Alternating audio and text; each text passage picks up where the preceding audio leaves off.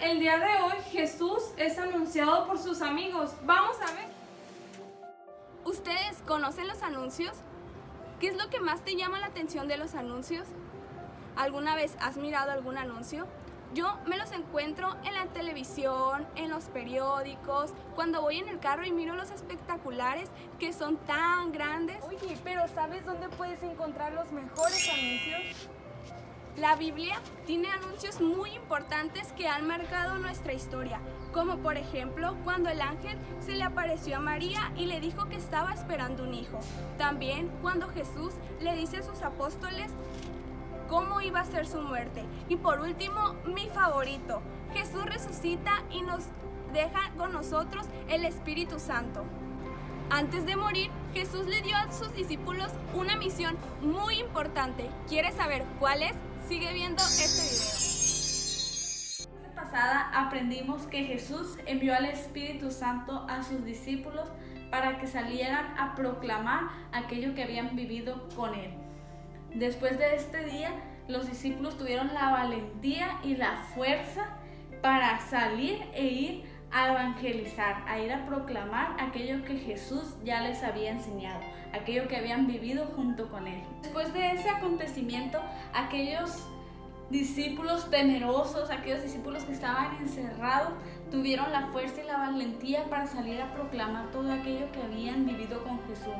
Porque justo en ese momento que el Señor envía al Espíritu Santo, ellos comprenden que todo aquello que habían vivido con el Señor, que habían vivido con Jesús, tenía que ser anunciado a todo aquel que se topara con ellos. ¿Qué cosas se imaginan ustedes que anunciaban los apóstoles? ¿Creen ustedes que desde el primer momento fueron escuchados? ¿A quiénes realmente anunciaban esos apóstoles? Cuando recibieron la fuerza del Espíritu Santo, los discípulos salieron a la calle a proclamar, a anunciar que Jesús de Nazaret, aquel que habían dado muerte de cruz, había resucitado por el poder de Dios. Con gran valentía los discípulos salieron a anunciar que Jesús era el elegido de Dios y que aparte había derramado al Espíritu Santo sobre ellos. Lo más impresionante era que en esos días que los discípulos habían salido, la ciudad estaba llena de judíos y de personas externas, de personas de otras ciudades que hablaban en otros idiomas, en otras lenguas. Y lo que causaba más impresión en ellos era que los escuchaban hablar en su propio idioma, en su propia lengua. Entonces eso para ellos era como muy impactante, muy impresionante, porque los discípulos podían proclamar la buena nueva en el idioma de aquel que los escuchaba. A partir del día de Pentecostés, los corazones de todos aquellos en quienes se había derramado el Espíritu Santo ardían en fervor por anunciar el Evangelio, por anunciar la palabra del Señor. Ellos entendieron que la buena nueva de Jesús tenía que ser anunciada, tenía que ser proclamada. Y a pesar de que sí, tenían mucho ánimo, tenían mucha alegría y estaban fervientes por el Espíritu Santo que había sido derramado sobre ellos, eso no significaba que los demás lo iban a aceptar de la mejor manera, sino que obviamente, como todos, tuvieron dificultades al principio. Hubo quienes no quisieron escucharlo o cosas por el estilo. Pero a pesar de eso, a pesar de que recibieron críticas, ellos jamás se cansaron de anunciar la buena nueva de Jesús.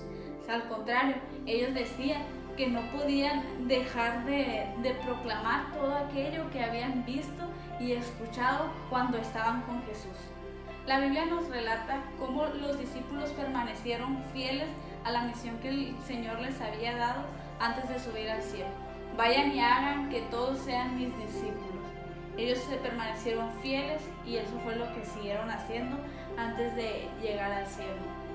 Ahora nos corresponde a nosotros como nuevos discípulos salir y anunciar a nuestros amigos, a nuestros familiares, la buena nueva de Jesús, anunciar que Él ha resucitado por ti y ha resucitado por mí. Recuerda que el Espíritu Santo se derramó sobre nosotros desde el día de nuestro bautismo y nosotros también estamos llamados a ir a proclamar aquello que el Señor se ha mostrado para con nosotros, aquellas grandezas que ha hecho en nuestra vida.